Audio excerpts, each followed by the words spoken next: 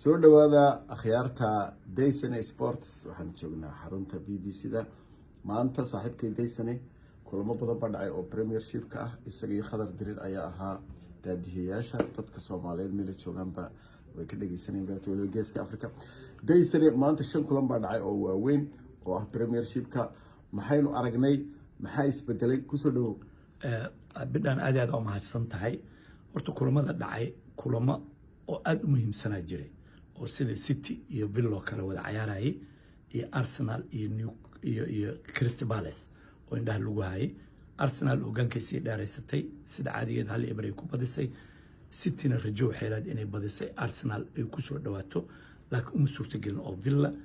iyo ayaga ciyaar aad u xiiso badan horta dhexmarto waana ciyaartii asaa u sheegtay ciyaartii aan daadiinaynay ayay ahayd qaybta horta markii ay qoreysay xooli ku socotay fiican ku socotay kadib ay isbedeleen kadib markii ciyaartii isbedeshay Villa ciyaartu ku soo noqotay Villana waxaan ku amaanayaa laba ciyaartooy aad u fiican ayay dhex haysteen oo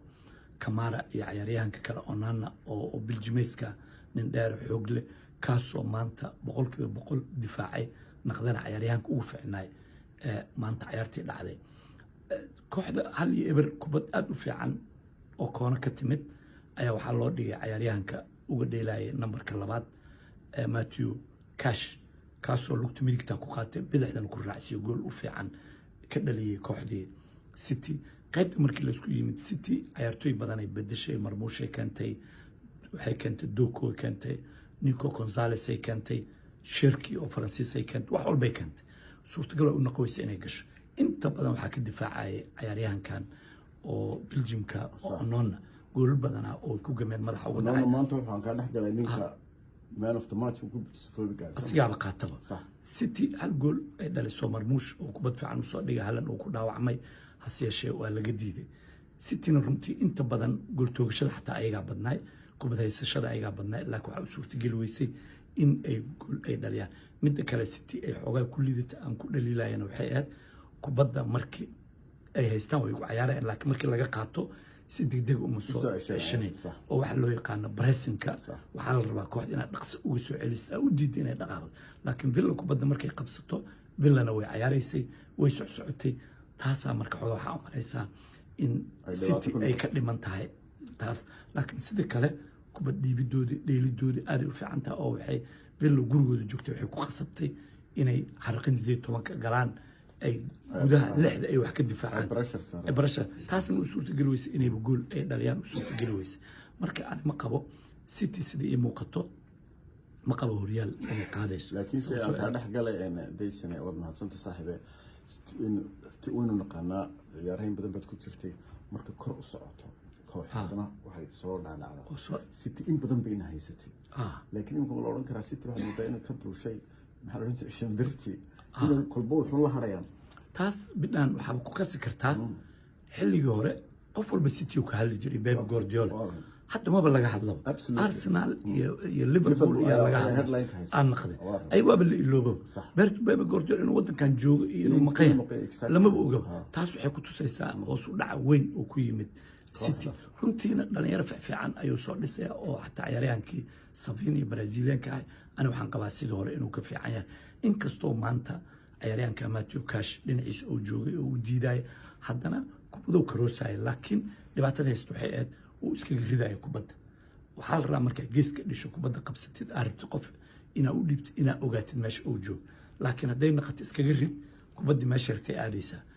Villana goolhay aad fiican way argaystaa Martinez oo Argentina ciyaaraha adduunka ku guuleystay marka City waxaan qabaa soo kabsasho ay ku jirtaa waqtigan ku qaadanaysaa in ay sidii ay dominationka ay ku haysatay Premier League inuu Pep Guardiola dib ugu soo celiyo runtii aad ay u adkaanaysaa markaan arkay ciyaartooyda oo haysto iyo kooxihii kale isbedelada ku dhacay marka waxaan isleeyahay City waxay u dagaalami doontaa Champions League inay ka qayb gasho ay u soo baxdaa isleeyahay u dagaalami doontaa ma u maleynay in Premier League ay ku guuleysato inay u dagaalami karto marka Villa kale marka u tagtay in ay ka adkaato oo aaba gool dhali weys inkastoo Haaland qaybtooda gool aad u fiican la siiyay oo la galay asii goolaya oo dhali waayay haddana kadib dhaqdhaqaaqiisu waa yaray oo laba ciyaartooy ayaa haysay oo ciyaaryahanka qaranka loo magacaabo Konsa iyo Torre ciyaaryahanka Bore Torres Leo oo Spain ayaa hayeen marka dhaqdhaqaaqiisa uuba ma badnayn ciyaaryahankan Onana waaba la jooga oo kama fogeyno kubada badan xarqis jeeton kala soo dhigay ayuu ka celiyay marka City ani waxaan qabaa inay Champions League u dagaalanto absolute maanta aan intaas marxaladii maanta waxa la keenay ninka la Onana ninka Nodow runtii wuxuu dhigay wacdaro markaad eegto waxaad moodaysaa in meel walba oo joogo maanta dhexda iyo difaaca waliba uu ka dhigo wacdaro badan waa u hambaleyna Dayson waad ogtahay reer bidhaan aniga wiilashada iyo walaaladii qaar kamid ah waxaan taageeraa Chelsea waana la jabiyay waana laga adkaaday laakiin hal wiil oo dhalooyinka cumrada ku maqan ayaa wuxuu taageeraa kooxda Arsenal markii cumrada la hambaliyo maanta waa ku yar farxay Arsenal teamkii dhalinyaro badan oo Soomaaliyeed ay taageerayaal badan ku leh teamkii hore u socday wuxuu sii fidsaday sidaad sheegtay dhibcihiisii maxaynu ka dul istaagi karaa Arsenal horta Arsenal markaan fiiriyo kooxaha Premier League hal arrin ay ugu fiican yihiin 3 gool laga dhaliyay ayagu difaac ay adkaystaan koo inaa waxbaba laga dhalin kadibna gool waa iska imaanaya goolka maanta ay dhaliyeen wuxuu ay kubadii set pieces loo yaqaan oo lagu riday kubad madax lagu soo bixiyay Ezi ayaa raacsiyo dhaliyay kubad ma ahayn intii la soo dhisay la dhaliyay ma ahayn marka wax walba ay ahaato ayagu gool ay keenayaan marka difaacoodana uu adag yahay taas ayaa waxay keenaysay inay horyaalka 22 dhibcood ay la cararto ay meeshaas ilaa iyo kooxihii kale ay ka hormarto sanadkan leeyahay waa sanadkii Arsenal sida aan la soconana kooxa aan xooganayn oo Burnley ay u tagi doontaa Sunderland ay la dheeli doontaa hoggaanka way sii dheeraysan doontaa qabaane niyahanna markay dheeraysato oo kooxihii la soo socdana laga babaday ama barbardhac la geliyo hoggaankii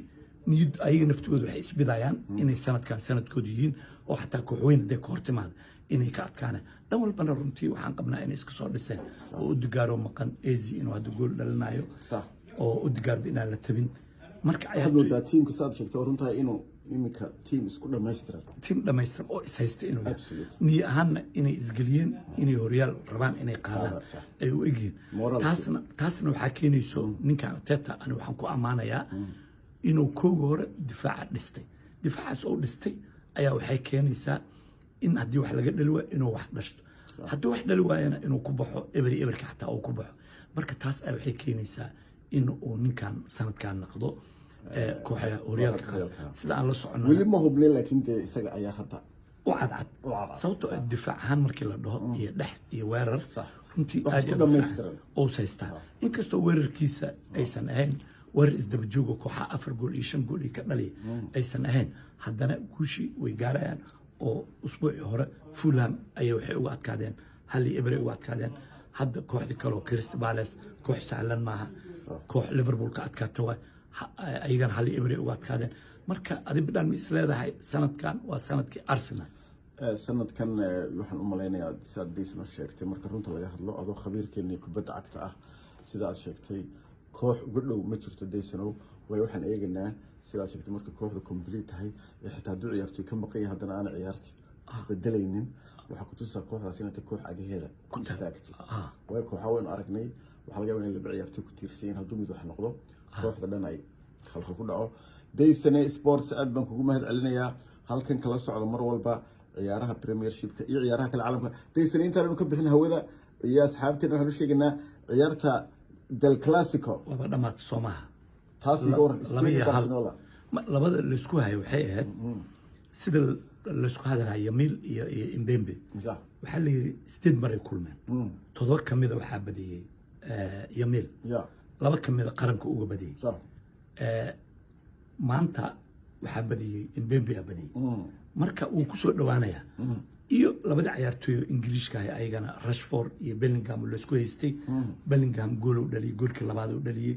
Rashfordna goolkii ay dhaliyeen oo Lopez Fermin oo u dhaliyay asiga ayaa ka shaqeeyo dhigay marka labadaasna isku dhaween labadaasna isku dhaween marka ciyaar aad u fiican laakiin Barcelona hoggaanka waa laga qabsaday laakiin waxay sugi doonaan ciyaarta dambe oo Bernabeu